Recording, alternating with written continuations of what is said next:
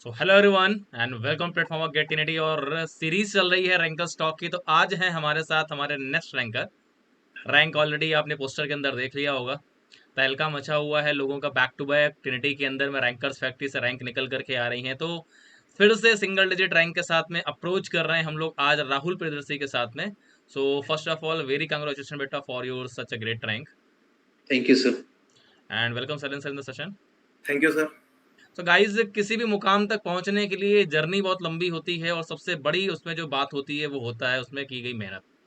तो कहीं ना कहीं राहुल ने जो किया वो क्या था, कैसे था, बिकॉज उसकी जर्नी बाकियों से, बिकॉज लगभग लगभग 14,000 स्टूडेंट जो एनरोल्ड हुए उसमें से 13,000 12,000 स्टूडेंट जो अपीयर हुए, उन लोगों से कहीं ना कहीं उसका स्ट्रेटजी और जर्नी डिफरेंट थी। इसलिए वो इस मुकाम तक पहुंचा है। तो अल्टीमेटली इसको जानने के लिए राहुल के साथ ही हम लोग अप्रोच करते हैं कि एक्चुअली कैसे उसने इस रैंक को हासिल किया। एंड सबसे मोस्ट इम्पॉर्टेंट बात ये होती है कि क्या फेलियर का सामना उसने नहीं किया कभी। अगर फेलियर का सामना किया है, डिमोटिवेशन का सामना किया है, हर एक चीज़ से लड़ते हुए यहाँ तक पहुँचना अपने आप में हमेशा से एक चैलेंज होता है। बिकॉज वो भी एक स्टूडेंट रहा है और आप लोग भी एक स्टूडेंट रहते हैं। और साथ में अगर आप जॉब कर रहे हैं तो जॉब के साथ में कैसे आपको प्लान करना होता है, कैसे चीज़ें मैनेज करनी होती हैं, इन सारे क्वेश्चंस का आंसर आपको इस सेशन के अंदर मिलने वाला है। तो सैलेन सर। सो गाइज, सबसे पहले तो हर एक स्टूडेंट का सपना वो हमेशा यही सोचता है कि मैं वन डिजिट रैंक लेकर आऊं और अपनी प्रिपरेशन स्टार्ट करता है। लेकिन जब प्रिपरेशन में आगे बढ़ता है तो कई बार उसके गोल के साथ साथ समझौते होने लगते हैं और वो अपनी रैंक को कहीं ना कहीं चेंज करने लग जाता है। आज मैं आपको उन टॉप 10 स्टूडेंट से मिलवा रहा हूँ। आपको वन बाय वन सारे सेशंस मिल रहे हैं, AIR 1 से लेकर AIR 10 तक। तो आप ये देख रहे होंगे कि कितने सारे रैंकर्स इस प्लेटफॉर्म से हैं। उन्हीं में से आज मैं आपको वो टॉप रैंकर से भी मिलाने वाला हूँ, राहुल प्रियदर्शी। ये जर्नी आसान तो नहीं थी। 2022 पास आउट और वहां से ये जर्नी स्टार्ट हुई, तब जाके ये रैंक अचीव हुआ 2026 में। तो चलिए हम राहुल से जानते हैं। राहुल, सबसे पहले तो आपको बहुत बहुत बधाइयां, लख लख बधाइयां, क्योंकि थैंक ये रैंक लोगों का सपना होता है, आज उसे आपने ट्रू करके दिखाया है। Thank you sir. अच्छा राहुल, मैं सबसे पहले आपका बेसिक जानना चाहूंगा। आप कहाँ से बिलोंग करते हो, कहाँ से आपकी स्कूलिंग हुई और कहाँ से आपने बीटेक कंप्लीट किया? सर, गुड आफ्टरनून सबको। सर, मेरी बॉर्न एंड बॉट अप है सर, वो रांची रही है, रांची झारखंड सर। और मैंने अपनी स्कूलिंग जो थी 10th और 12th वो दिल्ली पब्लिक स्कूल रांची से ही कंप्लीट की। उसके बाद सर मैंने बीआईटी मिश्रा से अपनी केमिकल इंजीनियरिंग की बीटेक डिग्री कंप्लीट की सर। डीपीएस दिल्ली, डीपीएस से इसका मतलब हो गया कि भाई बेसिक तो स्ट्रांग रहे हैं, है ना। बीआईटी मिश्रा, मतलब आप समझ सकते हो कि ये सिंधरी का एक वो टॉप मोस्ट कॉलेज है, मतलब झारखंड का एक टॉप मोस्ट कॉलेज है जहां से बहुत सारे रैंकर्स प्रोड्यूस होते हैं। सो आपका बस एक अनलक था कि ये जो बीटेक की स्टार्टिंग हुई वो कोरोना काल में हुई, right. Yes sir. Yes sir. तो उसने कहीं ना कहीं चीजें डिस्टर्ब की, कॉलेज ना जाना, घर पे रह के पढ़ना, वो कॉन्सेप्ट ना बिल्डअप हो पाना, वो जो एक कॉलेज का माहौल होता है वो ना हो पाना। तो आपको लगता है राहुल कि वो 2 साल कहीं ना कहीं आपके कैरियर के लिए इफेक्टिव थे? सर बिल्कुल, वो कोरोना का सर वो जो पीरियड था उसमें एक्चुअली में सब ऑनलाइन मूव हो गया था। और वो जो सर मेरी मेरी मतलब पर्सनल ऐसी है कि सर मैं ऑनलाइन पढ़ नहीं पाता हूँ, मेरे को मन ही नहीं करता है वो चीज़। तो उसके कारण सर मेरी बहुत बेसिक छूट गई जितनी भी। और ऊपर से थर्ड सेमेस्टर से ये सर कोरोना स्टार्ट हुआ, जो स्टार्टिंग है जो केमिकल कोर से स्टार्ट होता है वो सब्जेक्ट सर। तो इसके कारण मेरी पूरी बेसिक चली गई और पढ़ाई में फिर मन भी नहीं लगा सर। और आफ्टर 2022 कंप्लीट के बाद सर ऐसे तो छोटी मोटी नौकरी मिल गई थी, लेकिन उसके बाद सर और 2 साल के बाद सर समझ में आया कि मुझे और कुछ अच्छा करना चाहिए अपने लाइफ में। उसके बाद सर मैंने गेट ट्रिनिटी को फॉलो किया, उसके बाद सर वहां से स्टार्ट किया अपने केमिकल इंजीनियरिंग का जर्नी गेट के लिए सर।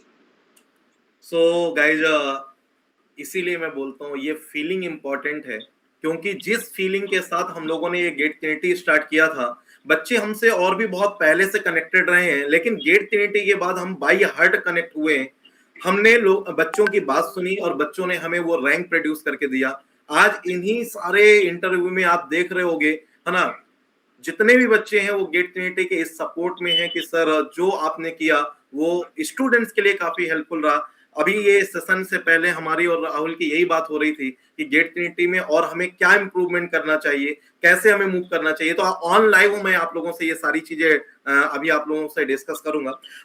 सुमित सर, जैसे कि आप देख ही रहे हो लगातार रैंकर्स पे रैंकर्स, ये कहीं ना कहीं हमारी जो मेहनत होती है बैकएंड से, उसका रिजल्ट हमें आज के दिन मिलता है जब ये रिजल्ट आता है।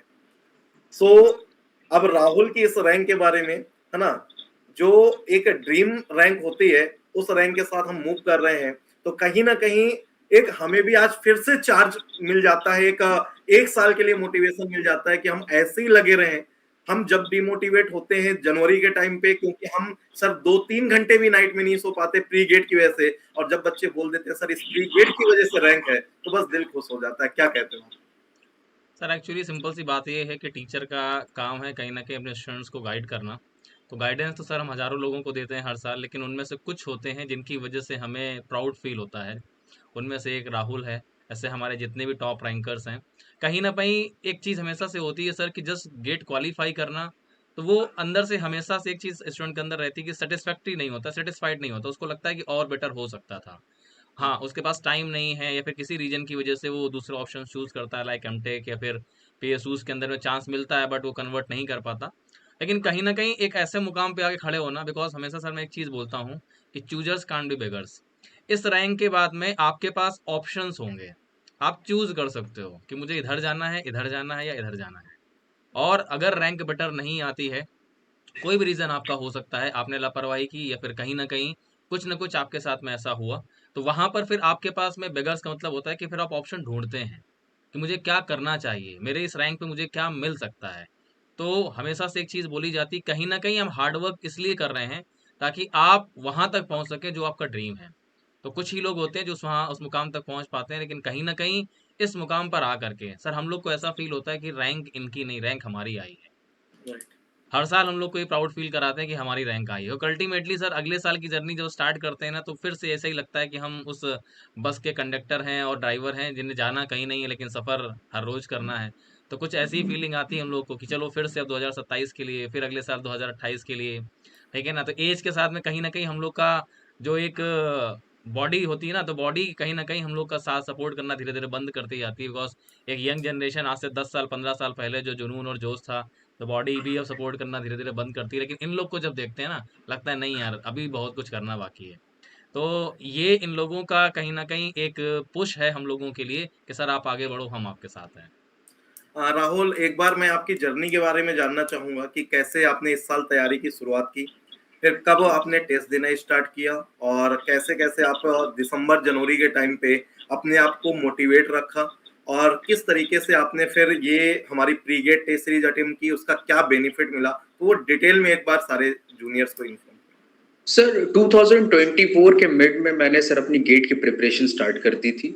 मैंने लेक्चर्स को बहुत अच्छे से फॉलो किया। जो भी सर आप लोगों ने जो भी एक-एक चीज़ बताया उसको कॉपी में लिखा, और उसका सबसे इम्पोर्टेंट सर है कि रिवीजन। केमिकल इंजीनियरिंग में आपको सर रिवीजन ज़रूरी है, करते रहना है। उसका फॉर्मूला, उसका डेरिवेशन, क्योंकि सर मैंने आपको पहले बोला था कि मेरी थोड़ी बेसिक खराब थी, जिसके कारण मुझे ये 2 साल एक्स्ट्रा लग गया। उसी को सर मैंने धीरे-धीरे इम्प्रूव किया, और जो क्लासेस के बाद जो क्वेश्चन मिलती थी, उस क्वेश्चन को सर पहले से आप पहले खुद से ट्राई करना, अगर नहीं आ रहा है तो उसके बाद एक बार फिर से थ्योरी पढ़ के सर फिर से समझ के ट्राई करना, अगर नहीं हुआ तो सर फिर वीडियो लेक्चर्स देख के उसको अपना जो भी सर मेरा ये होता था जिसमें मैं मिस कर रहा हूँ उस पॉइंट को मैं लिखता था, बार-बार उसको प्रैक्टिस करता था।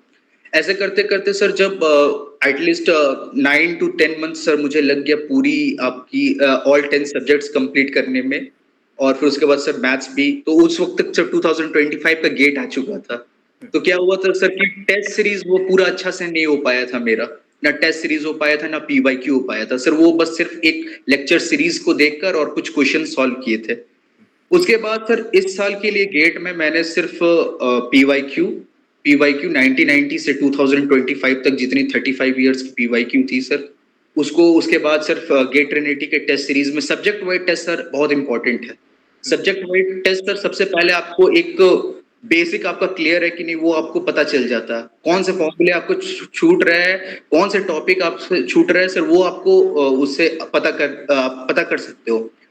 और कम से कम सर मैंने अगस्त सितंबर तक अब सब्जेक्ट वाइज टेस्ट दिया, और उसके बाद सर फुल लेंथ टेस्ट, वो एक टेम्परा होता है, वो सर होता है कि 3 घंटे फिर सर बैठा नहीं जाता बहुत सारे लोगों से।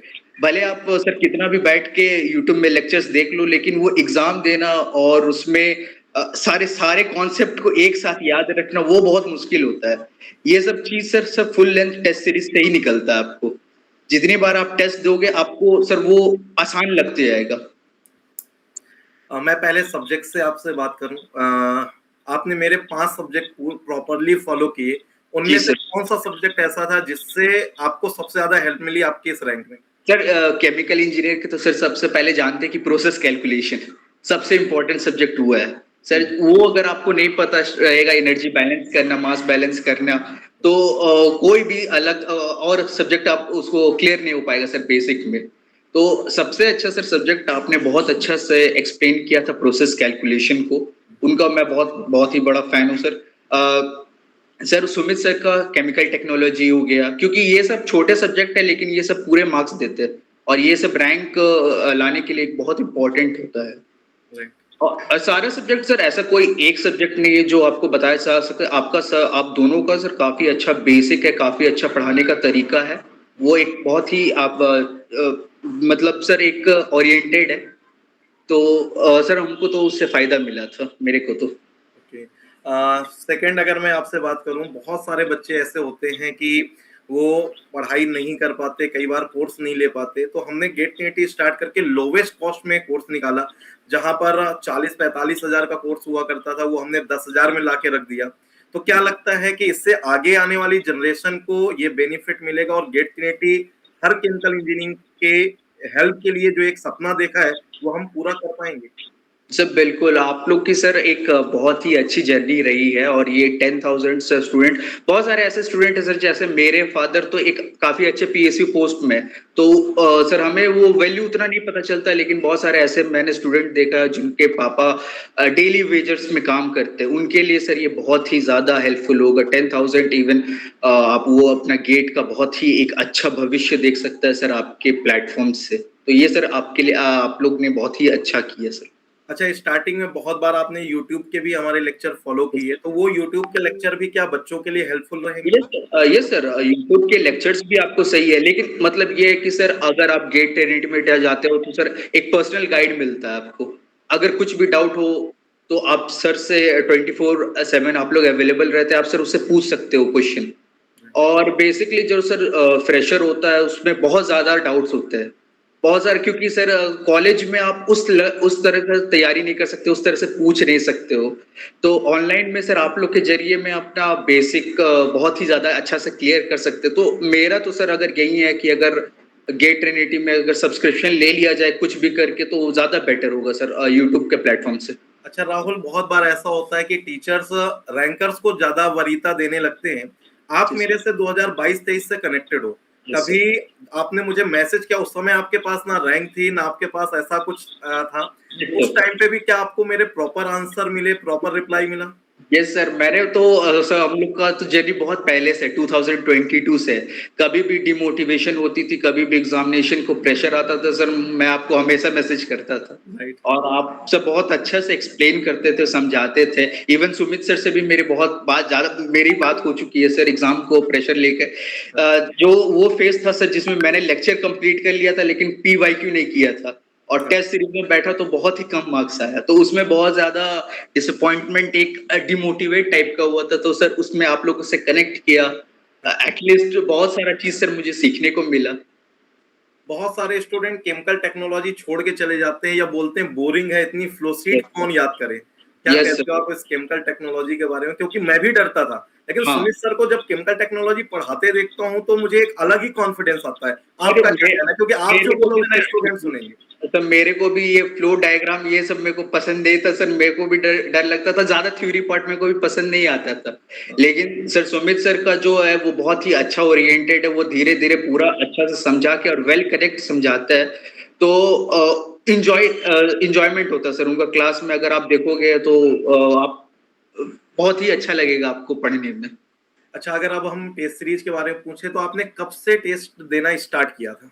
सर ये जो मेरे 2026 है वो सर अगस्त से मैंने स्टार्ट कर दिया था अपने टेस्ट सीरीज देना। Subject wise?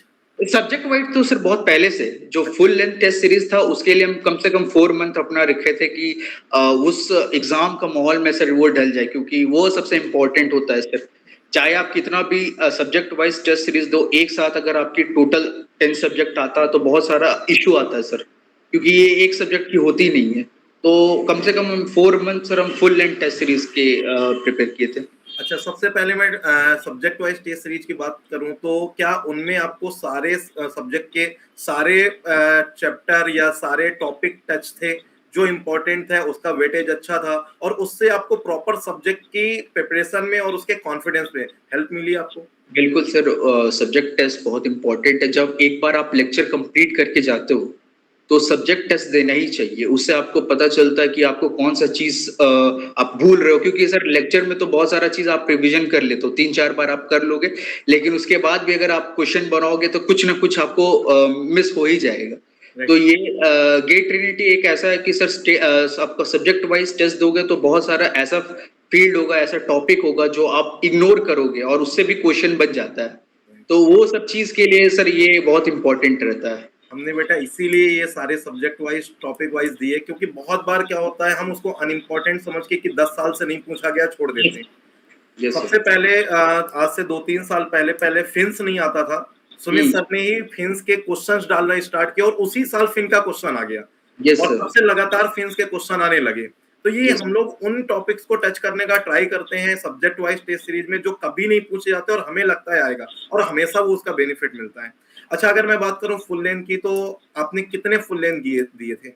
Sir full length मेरी थी 10 से 12 के आसपास पे थी sir full length test series, और कुछ कुछ सर मैंने ऑलरेडी सेव करके रखा था, क्योंकि सर वो एग्जाम आ गया तो मैंने दे नहीं पाया था, तो कुछ कुछ प्रिंट करवा लिया था अपना टेस्ट सीरीज। और उसके बाद पीवाईक्यू सर 35 इयर्स की जो पीवाईक्यू था, और जो आप गेट ट्रिनिटी के सर पीवाईक्यू बेस थी वो प्रैक्टिस किया था सर। पीवाईक्यू बहुत इंपॉर्टेंट होता है, क्योंकि आपको पता है कि सर उसी तरह से उसी आपके कॉन्सेप्ट में क्वेश्चन आने वाला है। बीच में आपने एक बार मुझे मैसेज किया था सर आपके टेस्ट सीरीज में टॉप 100 रैंक आ रही है, यस लेकिन सर। और इसे कैसे इम्प्रूव करना है, तो उस टाइम पे क्या डिमोटिवेशन आ रहा था? सर वही मतलब सर जैसा जैसे एग्जाम आता है तो चाहे कितनी भी अच्छी प्रिपरेशन हो, एक डिमोटिवेशन टाइप का लगता है, डर लगता है, क्योंकि ये सब एग्जाम है कि सर वो 3 घंटे का एग्जाम है, अगर आप ठीक से दे दिए तो आपका रैंक आ जाएगा, अगर कुछ भी हो गया पैनिक हो गए तो सर एग्जाम खराब हो जाता है। बस तो वही था। हाँ तो प्लीज। सर टेस्ट सीरीज देने के बाद सर वही कि थोड़ा गाइड मिल जाएगा कि और सर किस तरह से इम्प्रूव करूँ ये सब चीज के बारे में, और आपने सर बताया था कि आपको फिर किस तरह से मूव करना है टॉप 50 के तरफ, उसके बाद किस तरह से टॉप 10 के तरफ। सो गाइज, डर सबको लगता है, गला सबका सूखता है, बट आज कुछ तूफानी करते हैं। वो तूफानी करके आए थे 7 फरवरी को राहुल प्रियदर्शी, इसलिए आपको ये मार्क्स दिख रहे हैं। 80+ मार्क्स लाना ये अपने आप में इस पेपर में इतना बड़ा चैलेंज था, क्योंकि इस बार का आप कट ऑफ देख लीजिए, इस बार में आप नंबर ऑफ स्टूडेंट देख लीजिए, है ना। 80+ कितने लोग हैं आपको काउंटिंग मिल जाएगी। 70+ कितने लोग हैं 70 से 80 में, वो भी आप ऐसे बस यही 3 डिजिट में काउंट कर पाएंगे।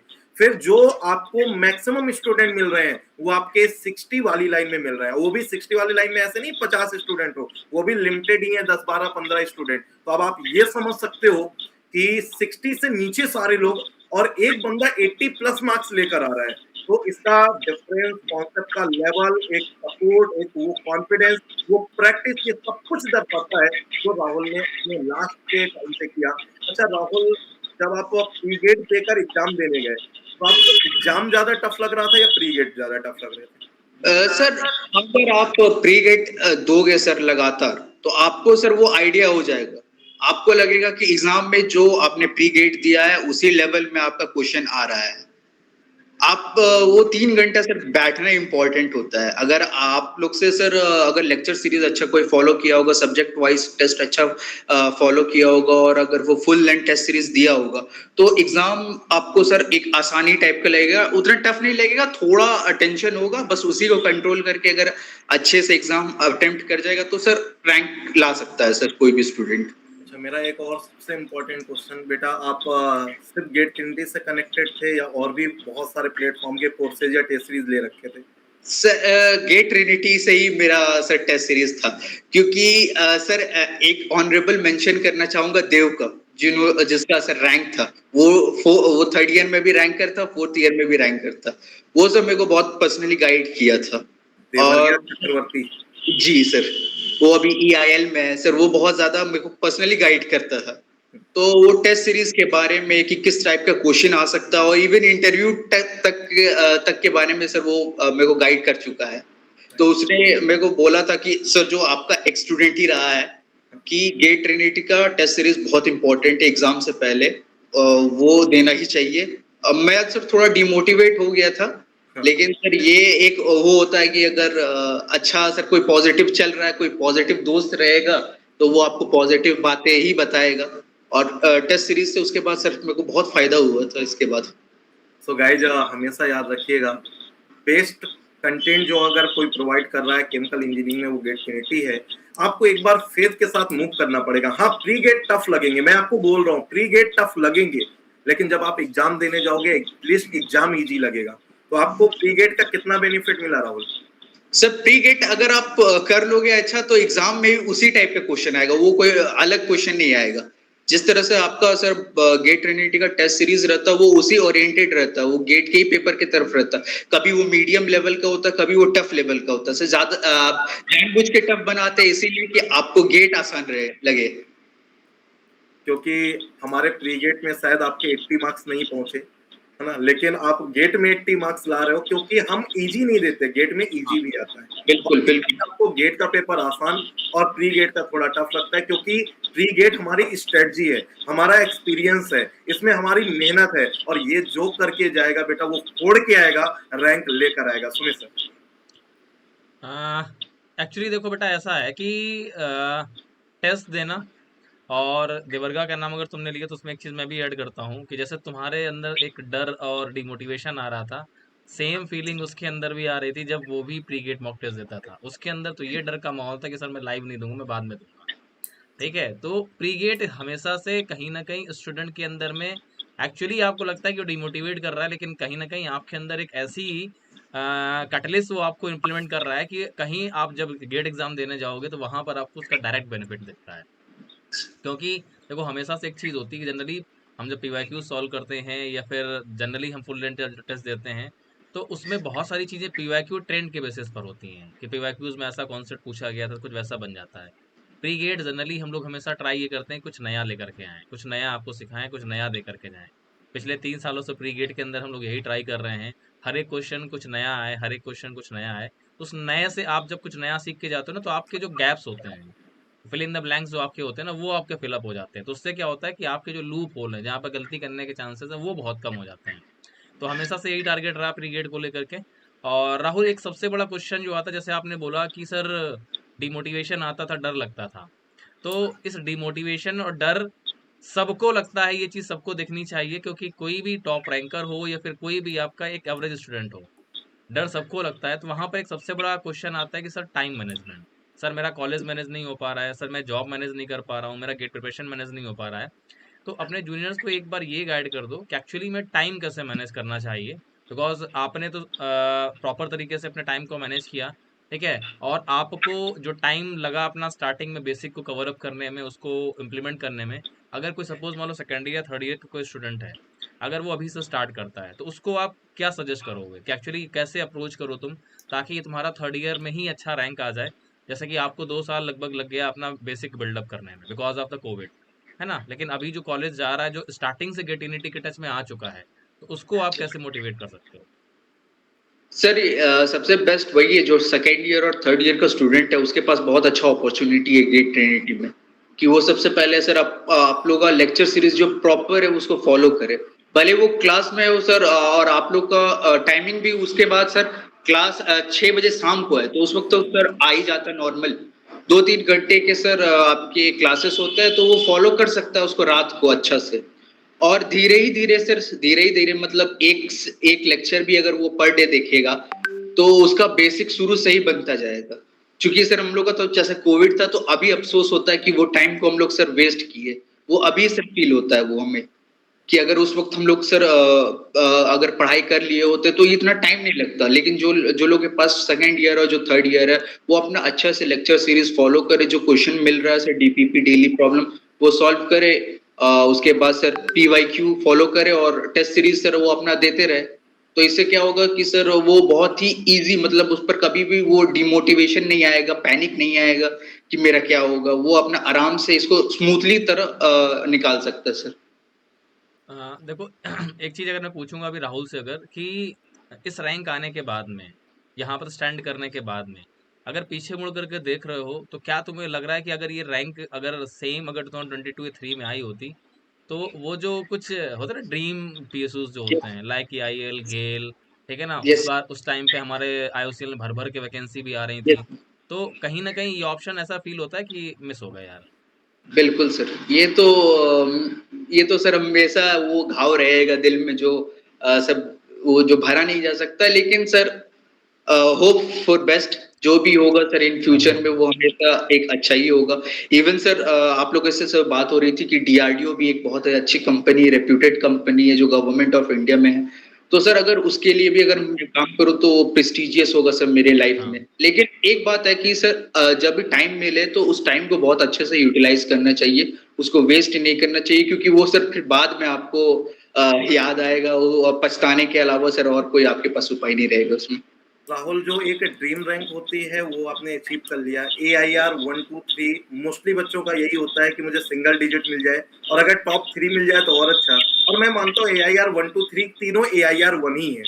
सो अगर बस मैं आपसे एक चीज पूछूं कि लास्ट 2 to 3 ईयर में आप ऐसी अपनी कौन सी मिस्टेक देखते हो जो आपको सही करना चाहिए था और वो आप नहीं कर पाए? वो कोई एक या दो गलतियां जो आप खुद फील कर पाते हो। सर सबसे पहले तो आपको जल्दी स्टार्ट करना चाहिए और लेक्चर सीरीज को बहुत अच्छे से फॉलो करना चाहिए। सबसे इंपॉर्टेंट चीज, जो भी टीचर पढ़ा रहा है उसको आपको बहुत अच्छे से फॉलो करना है, बहुत ध्यान से फॉलो करना चाहिए। और दूसरा इंपॉर्टेंट चीज है सर रिवीजन और टेस्ट सीरीज, ये दो इंपॉर्टेंट चीज है। आप चाहे कितने भी अच्छे से लेक्चर कर लोगे, अगर आप क्वेश्चन नहीं प्रैक्टिस करोगे, आप टेस्ट सीरीज नहीं दोगे, आप पीवाईक्यू नहीं बनाओगे, तो सर आपका फिर मार्क्स नहीं आने वाला है। अच्छा यार राहुल, बस लास्ट के एक दो क्वेश्चन आपसे, कि स्टूडेंट हमेशा यही सोचता है, वो बहुत अच्छे से प्रिपरेशन करता है। मुझे वो दो पॉइंट बताओ, जब आप एग्जाम के लिए इंटर किए और 15-20 मिनट का पहले टाइम मिला एग्जाम स्टार्ट होने से पहले, जब आप अपने सीट पे बैठ गए, उस 20 मिनट में आपके दिमाग में क्या चल रहा था, और बाकी फिर 3 घंटे आपने कैसे टैकल किया? कौन सा पार्ट पहले अटेम्प्ट किया आपने? सर सबसे पहले तो मतलब सर टेंशन तो था, क्योंकि देखिए ये बहुत ज्यादा सर मेरे साल हो गया था, तो ये मेरा एक बहुत लास्ट अटेम्प्ट हो सकता था इस बार, कि इस बार लास्ट ही मेरे को अच्छा करना है। तो उस चीज का तो मेरे को प्रेशर था। सर मैं 15 मिनट गया, मतलब मैं अपने मम्मी पापा को याद करता हूँ हमेशा। वो याद करने के बाद सर फिर मैं क्वेश्चन 1 से लेकर 65 तक जो भी क्वेश्चन था वो देखा। कुछ कुछ ऐसा क्वेश्चन आया जो हमको लगा कि सर ये नहीं बनेगा, तो उसको हम छोड़ दिए सबसे पहले ही। आसान क्वेश्चन को टैकल किया। और गेट ट्रिनिटी का जो सर प्री मॉक टेस्ट था, वो उसी लेवल में बहुत सारा क्वेश्चन था, वो सेम मतलब मान के चलो कि सर वो क्वेश्चन थोड़ा चेंज कर दिया, वैल्यू कुछ चेंज कर दिया, वरना सेम कॉन्सेप्ट। और एमसीक्यू सर इस बार आपको पता है कि कुछ ज्यादा ही आ गया था एमसीक्यू का क्वेश्चन। तो एमसीक्यू चूंकि हम लोग का ऐसा था कि पीएसयू इस बार सर वो अपना खुद सीवीटी मोड ले रहा है, तो पीएसयू के लिए थोड़ा एमसीक्यू भी हम लोग ज्यादा प्रैक्टिस किए थे, तो वो सर मेरे लिए एक पॉजिटिव साइड आया।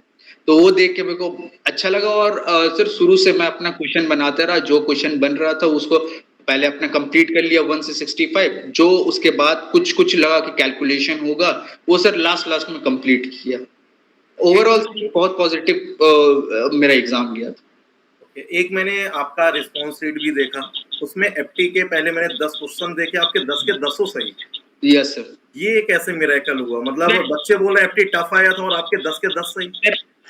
आईबीपीएस का कई सारे एक एग्जाम होता है सर, वो एप्टीट्यूड का टेस्ट सीरीज करवाता है, क्योंकि गेट का भी आपका एप्टीट्यूड बहुत ही नॉर्मल नहीं आता था जो सर पहले आता था, अब वो अच्छा खासा लेवल का क्वेश्चन देने लगा है। और जो सर मेरे बैच का जो पीएसयू की अभी तैयारी कर रहा है, सीबीटी मोड का जो एग्जाम वो प्रिपेयर कर रहा, तो उसको पता है कि सर वो अब आईबीपीएस के लेवल का क्वेश्चन आने लगा है। तो बैंकिंग के भी एप्टीट्यूड को लोगों को मतलब बच्चों को फॉलो करना चाहिए, वो आपका एक तो एग्जाम में भी काम आएगा और गेट में भी बहुत फायदेमंद होगा सर वो।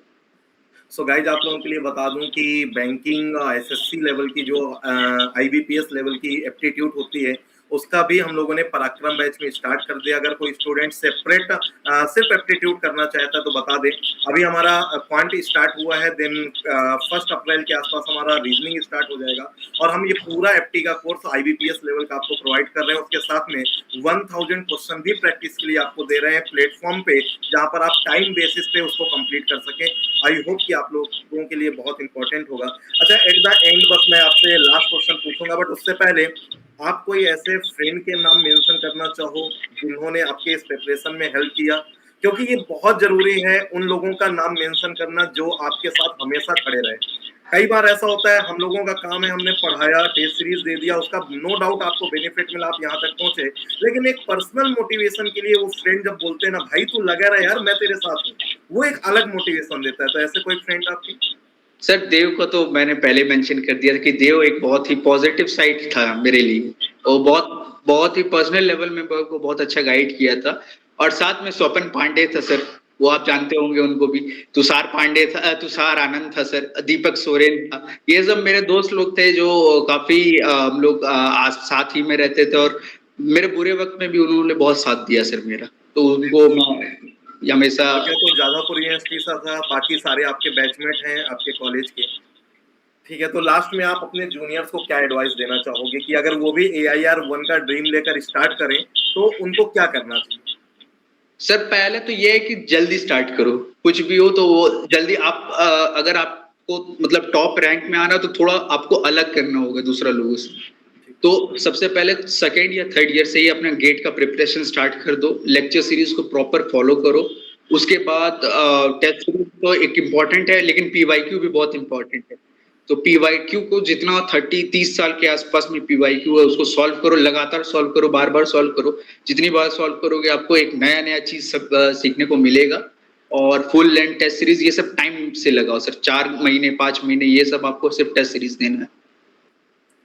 सो गाइज अभी हमारा 22 मार्च को ये रैंकर्स मीट है और राहुल के यहाँ एक पूजा है जो 10 सालों में एक बार होती है उसके यहाँ, तो उसकी वजह से शायद उसकी अनअवेलेबिलिटी रहेगी, बट मैं उम्मीद करता हूँ कि इन केस अगर कोई पॉसिबिलिटी हो तो राहुल हमें जरूर ज्वाइन करे। और इसके साथ में उसके बाद हम लोग कनेक्ट होंगे और कंटिन्यूसली राहुल हम लोग तो आपके सपोर्ट में है ही जब गेट रैंक तक, अब उसके बाद इंटरव्यू और आपके काउंसलिंग के टाइम पर, तो हमारा साथ आपको हमेशा रहेगा। बस उम्मीद करता हूँ आपने जो जो सपने देखे हों वो सारे पूरे हों, थोड़ा देर से सही, लेकिन अब सारी चीजें पूरी होनी चाहिए और आपका कैरियर उसी तरीके से मूव करना चाहिए जो आपने सपने सजा रखे। Thank you.